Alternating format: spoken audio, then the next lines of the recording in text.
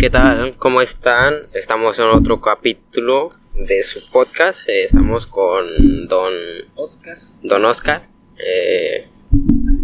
Usted es, preséntese. Bueno, yo soy pintor, escultor y pues mi trabajo ha sido pues, desde muy temprano un buscador de imágenes en los códices, ¿no? O sea, tratar de interpretarlos.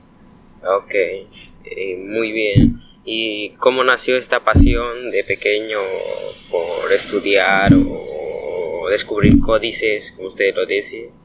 Sí, fíjate que desde muy pequeño yo tenía amigos que me regalaban piezas arqueológicas y yo me daba cuenta de que eran piezas con una manufactura bellísima, ¿no? Veías los pies de estos personajes así hechos en barro, pero con los detalles más mínimos, ¿no? Ok. Sí, y no sé, ¿qué estudió estudió algo para...? Pues estudié historia del arte, pero toda mi vida he trabajado con imágenes prehispánicas. O sea, yo he entrado a la parte glífica. O sea, me he dedicado de manera autodidacta a hacer estudios sobre la escritura zapoteca. Ok, ¿y me puede platicar sobre esas imágenes o esos jeroglíficos un poco? Sí, bueno, al ver un poco sobre la cartografía del estado de Oaxaca, tuve la oportunidad de trabajar en la Secretaría de Comunicaciones y Transporte. Entonces, en las cartografías del estado y de muchos distritos en Oaxaca y bueno, en todo México, ¿no? Existe como una cerrografía, o sea, existe como símbolos para determinar los nombres de los cerros, ¿no? Como digamos Coyotepec, en náhuatl significa Cerro del Coyote, ¿no? Tepetl cerro, Coyotl es cerro. Y cuando tú vienes de Ocotlán hacia Oaxaca, volteas a la montaña de Coyotepec y hay un coyote. Ok. Si vienes a Mitla, vas a ver del mismo para acá vas a ver hombres acostados, que quiere decir que vamos al lugar del descanso. Entonces, a través de las imágenes es como puedes ir formando así como un lenguaje que los abuelos dejaron para que nosotros los interpretemos, ¿no? Okay. ¿Y usted realiza esas interpretaciones? ¿Usted las puede interpretar, las lee o cómo las puede ver, pues? Bueno, ha habido estudios de algunos investigadores de Alemania, principalmente. Hubo un personaje llamado Edward Seller. Él se empeñó en estudiar las pinturas murales de Mitla y también algunos grabados en piedra de Monte Albán. Entonces hay una riqueza en su investigación. En 1904 lo hizo, cuando había las posibilidades de que Alemania entrara en México e hiciera investigaciones, ¿no? Entonces, este alemán es el que tiene más estudios sobre lugares sagrados, ¿no? Okay. ¿Y cuál es la importancia que tiene esas investigaciones ahorita en la sociedad que estamos? ¿Cuál es su importancia? ¿No? Si favorece o cosas así que puedan impactar en la actualidad, pues. Sí, bueno, actualmente vivimos en una pérdida de identidades, ¿no? O sea, los pueblos van creciendo en la parte urbana y se va perdiendo ese contexto cultural de identidad. Entonces es importante saber que nuestros abuelos contaban historias a través de los códices. Sí. Y esas historias pues son de nuestros antepasados. Entonces es importante el hecho de que podamos interpretar nuestro propio lenguaje, ¿no? O sea, muchos se hacen doctos con la Biblia, pero sí, cuando se habla de la glífica zapoteca o la glífica mixteca, pocos lo conocen, ¿no? ¿Me puede platicar sobre, ya se puede platicar porque no he leído o no he investigado cosas de nosotros en pasado, pero sobre la lengua zapoteca, cómo se desarrolló y sobre lo básico de la cultura zapoteca que hubo en la región de Oaxaca o en todo el país, si logró extenderse tanto la... Bueno, la importancia de los zapotecas en Oaxaca es que es la cuna de la civilización de América. O sea, Oaxaca es el lugar en donde 10,000 años antes de Cristo se descubre el maíz. Y el maíz, digamos, el oaxaqueño lo distribuye, ¿no? Por eso es que la guetza es una reminiscencia de lo que se hacía antes, ¿no? La otra es que los zapotecos son los que tienen el foco inicial de la escritura en toda América. Es la piedra. 200 años después los mayas. Okay. Claro que ellos evolucionan con el cero, ¿no? Sí. Pero en realidad, digamos, la cultura zapoteca es de las culturas más antiguas que tenemos en el Valle de Oaxaca. Y sobre todo, digamos, como en este caso, en los códices normalmente se habla de un personaje, que lo voy a mencionar, se llama Nueve Viento, pero traducido al zapoteco viene siendo Pitao Cosovi. Okay. Nueve Viento significa un personaje que se relaciona con el aire, con el viento, con el alma, con el ánima, ¿sí? Con lo espiritual. No es nada más un viento. Sí, no es un viento cualquiera. Sino es el aliento que recibimos cuando nacemos. Ese aliento de vida era precisamente el numen más importante de los zapotecos. ¿Y cómo lo representaban en las...? Pitao Cosovi lo representaban con un pico de ave, Okay. ¿sí? Un caracol en su centro, y también Pi viene de viento, y Tao es lo sagrado, o sea, tiene que ver el sol también, ¿sí? O sea, el sol es la energía y el viento también es una energía, que de alguna forma esas dos formas de energía nos dan la vida, ¿no? Sí. Entonces Pitao viene siendo precisamente el arquitecto del universo, ¿sí? Pi, en zapoteco, Pi es viento, aliento, ¿no? Y Tao es lo sagrado. Por eso era el incorpóreo, era la deidad que no tenía un cuerpo, ¿no? No era ni femenino ni masculino, sino era la totalidad, el infinito. Ok. Sí, y existe una relación entre todas estas culturas de los mayas, los mexicas, Sí. Todas están relacionadas en... Los calendarios de la luna, que son de 260 días, Sí. también usaban los mayas, con nombres en maya, obviamente. Okay. El Pillé en Oaxaca y el Tonalpohualli en la meseta central, ¿no? Pero en realidad el tipo de meses, digamos, son 18 meses de 20 días cada uno, ¿no? Y también había trecenas. Entonces, sumando las trecenas, sumando los días, sumando también los años, los calendarios se embonaban. O sea, el de Venus era de 584 días, el del Sol de 364, más 5 días vacíos, que eran los días en que se hacía el juego del pelote. Y el ritual, que era el de 260, que iba con la luna, pues. Y de ahí se derivaban ya, digamos, los nombres de cada persona. En este calendario, tanto lo usaban los adivinos como los sacerdotes mayas, como los zapotecos, pero tenían más o menos la misma. Ok. Al otro que quería llegar es que es una trivia que tengo, que cuál es la relación entre las cosas psicodélicas que había antes y las cosas religiosas, pues, porque siento que siempre que se habla de religión se habla de estas, siento que el que ve esas visiones está como en un, no sé, tipo de una sustancia nociva o algo psicodélico. Pues por ejemplo en las Biblias se dice siempre que en las cuevas o que en cosas de hambre, cuando pasaban hambre se les aparecía algo o algo así. Hay una como que, no sé, relación entre eso, entre las, por así decirlo, las drogas, los hongos, a las religiones, de nuestro pueblo, de aquí, pues, de nuestro pueblo nativo de Oaxaca o de en sí en México, pues puede haber una relación entre eso. No, pues yo pienso que el uso de plantas psicotrópicas o de plantas de poder en el México profundo siempre fue utilizado con sumo cuidado, ¿no? Okay.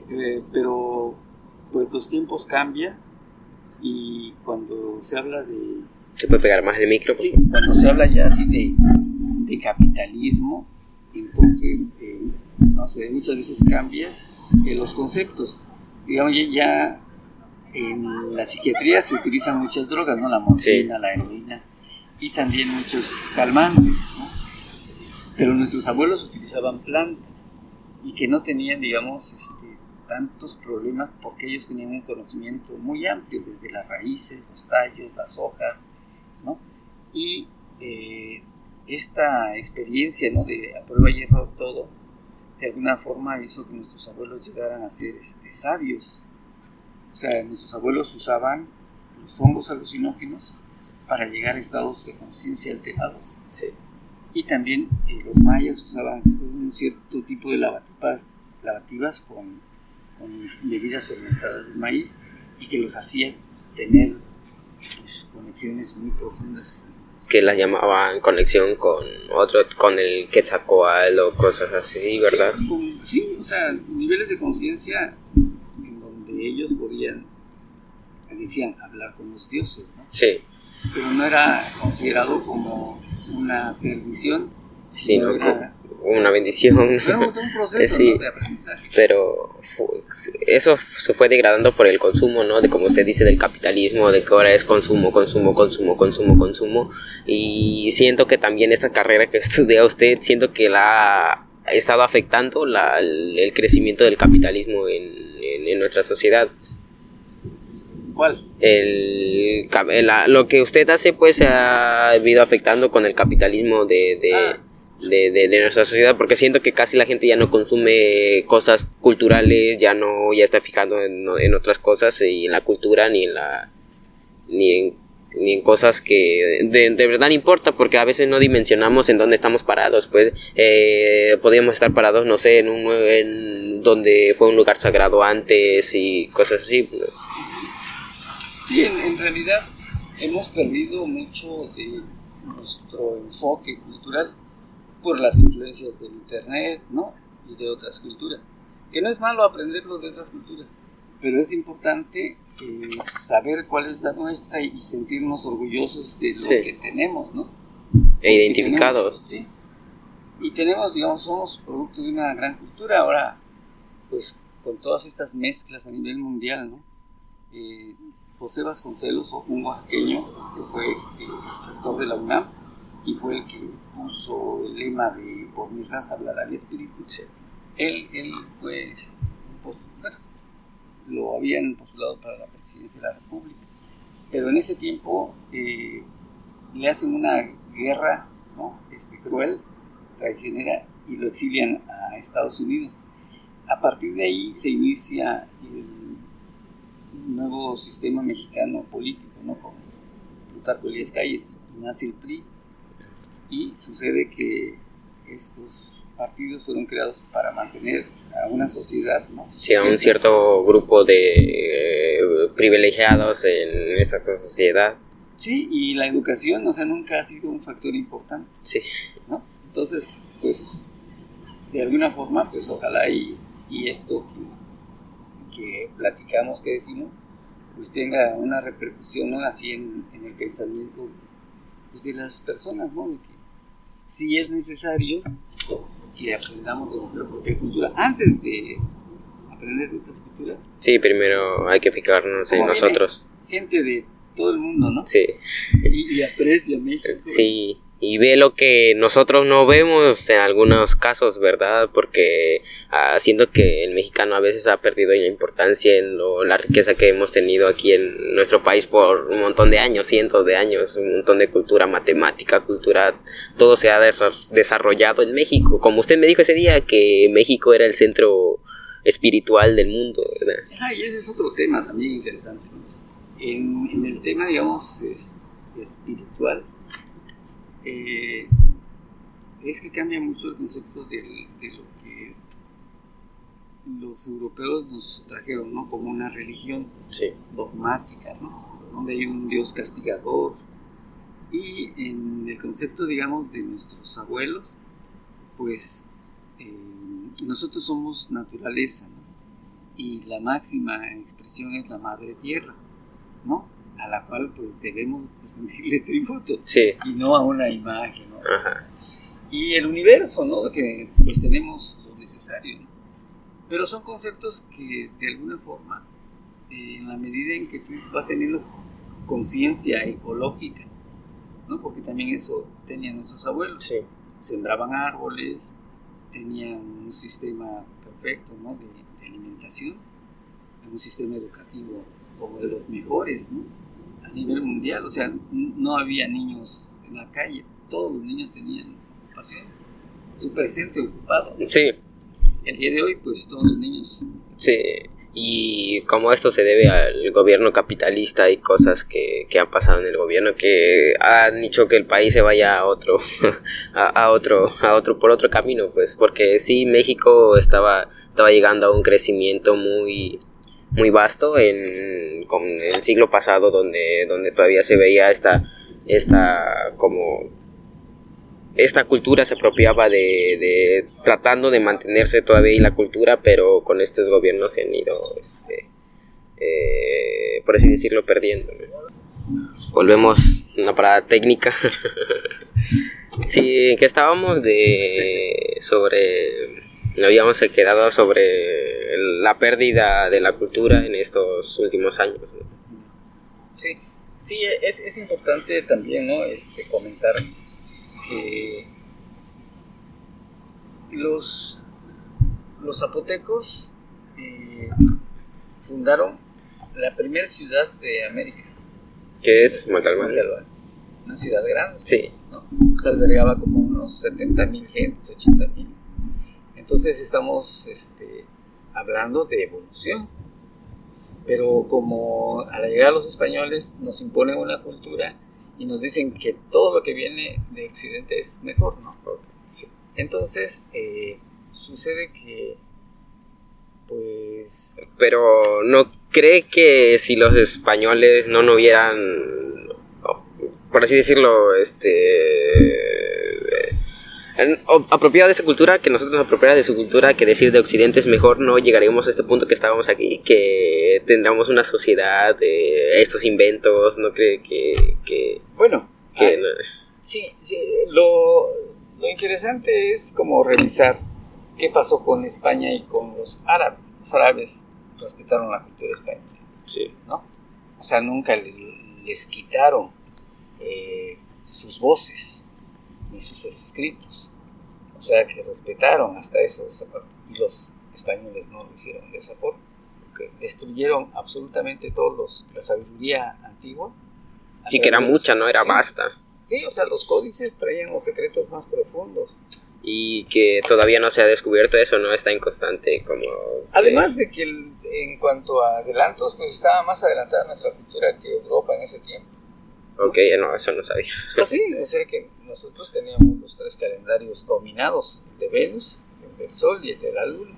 Okay. Y cada uno tenía una repercusión, digamos como el calendario ritual de 260 tenía sus tiempos para la Luna y también para las estaciones y también para dar los nombres a las personas.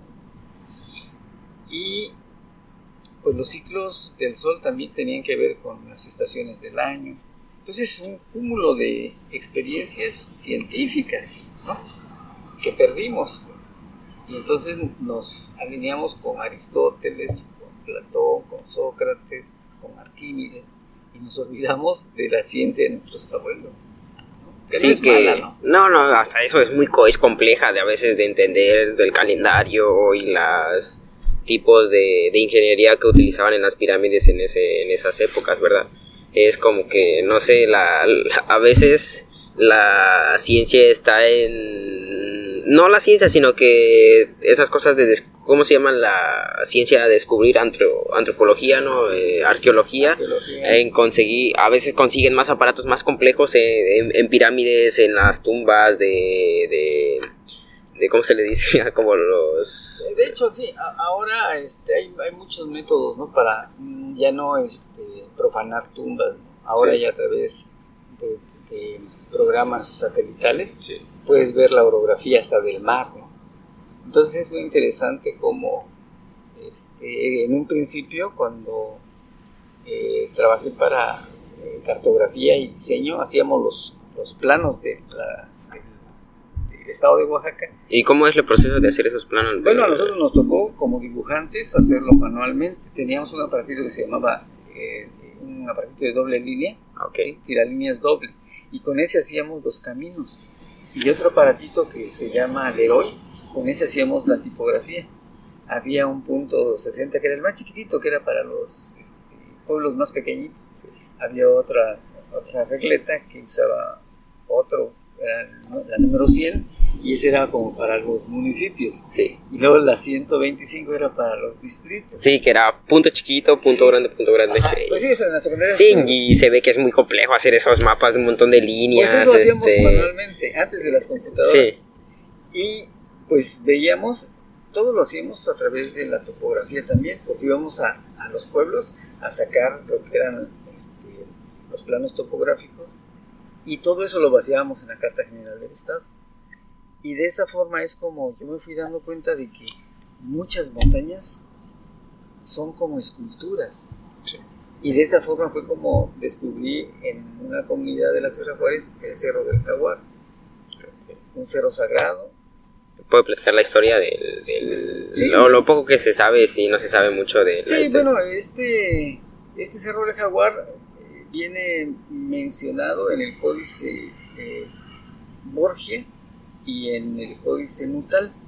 Aparece el Cerro del Jaguar, y en otra línea aparece el Cerro del Pájaro Azul, y en otra el Cerro de Yajayahui, Águila Serpiente de Fuego.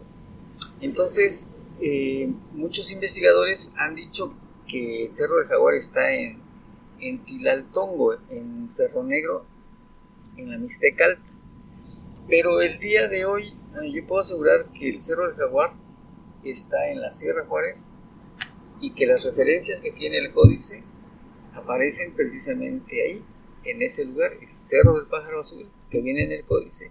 Y no solo eso, sino que el pajarito es endémico de ahí. Es un pajarito como un copetito. Sí, sí, sí. Y ese pajarito vive ahí. Entonces quiere decir que se referían a esa zona y no a la Mixteca.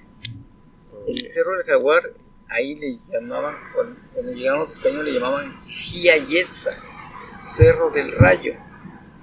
Para los zapotecos, el rayo era cocijo, como chac. Era el rayo, la lluvia. Esa energía era cocijo. Entonces, por eso es que cuando llegaron los españoles al cerro de la Chata les llamaban Jiayetza, Cerro del Rayo. Se dice que por antonomasia, rayo, cocijo y jaguar es lo mismo. Okay. Sí. ¿Y usted tiene el registro de esas investigaciones, o las documenta, o hace un...? Sí, de hecho, pues sí tengo pues toda una documentación desde las primeras visitas al lugar, cuando se encontraron unas piezas. Sí, ¿y eso es certificado por algo, o es una investigación nada más que usted hace? Bueno, esta investigación, yo podría ser así muy sincero. Cuando llegué yo a la comunidad, mi intención era hacer un libro, ¿no? Okay. De este trabajo. Pero en la medida en que había mucho escepticismo en la gente de ahí, cuando hicimos el descubrimiento, pues sí hubo una efervescencia de los radicados en Oaxaca, en México, en Estados Unidos, y apoyaron para ver qué había en la montaña, ¿no? Entonces hicieron varios tequios sin dañar absolutamente nada, sin remover nada, únicamente se quitaron plantas, pequeños árboles, y se descubrió una ciudad en la montaña, un centro ceremonial bellísimo, ¿no? Y aparte de eso, a través de los vuelos de dron y de las fotografías, está la imagen de un gran jaguar como de 500 metros de alto por 600 de largo, en piedra, es un peñasco. Y hay documentación, ¿no? Fotografías y todo. Pero pasaba yo por un proceso, y estando ya en la comunidad fue una comunidad muy, muy evolucionada, porque no solo me permitieron estar en su zona sagrada y visitar más lugares, cuevas, y pudimos hacer un museo, y ese museo pues es un museo pequeño, pero está muy completo porque es cronológico, ¿no? Tiene Okay. la parte prehispánica. Ok, pero entonces no lo avala una secretaría eso de cultura o algo así, la investigación es que... No porque haz de cuenta que la intención era hacer un libro, pero yo ahí comprendí un poco que era como un afán de reconocimiento, ¿no? O sea, sí. era un poco el rollo del Sí, ego, ¿no? sí, de Y que entonces yo lo hice, ¿no? trabajé esa parte mucho y haz de cuenta que suprimí ese anhelo, ¿no? De hacer el libro. No, pues qué esfuerzo, porque yo hubiera escrito el libro por estar ahí, pero es no sé, una enseñanza, sino un desapego a las cosas que al final agradece uno ya cuando está grande o por un bien mayor, pues de decir la comunidad, hice esto por una comunidad y pues qué bien. Sí, o sea que en sí, hazte cuenta cuando conoces a una comunidad evolucionada y trabajan de manera coordinada para el bien común, tu perspectiva cambia, o sea, te das cuenta de que es bueno hacer servicio desinteresado, ¿no? Y yo lo pensé mucho porque iba a tener muchas repercusiones en el sentido de que para un erudito que viene de mejores universidades de Europa, Sí. Muchos contemplan que el Cerro de Jaguar está en la Mixteca. Entonces, desde mi muy particular punto de vista, a lo mejor podría crearse muchas especulaciones, ¿no? En ese sentido. Cuando uno hace un proyecto de investigación, pues uno va llevando así pues una secuencia, ¿no? Unos pasos de primero reconocimiento del lugar, después de exploración, así es como es un proceso de investigación. Sí, o sea que documentas, ¿no? Por años la salida del sol, documentas el lugar y también cómo se comporta, digamos, la orientación de un espacio con la Vía Láctea, con Orión, porque todo tiene que ver con la astronomía.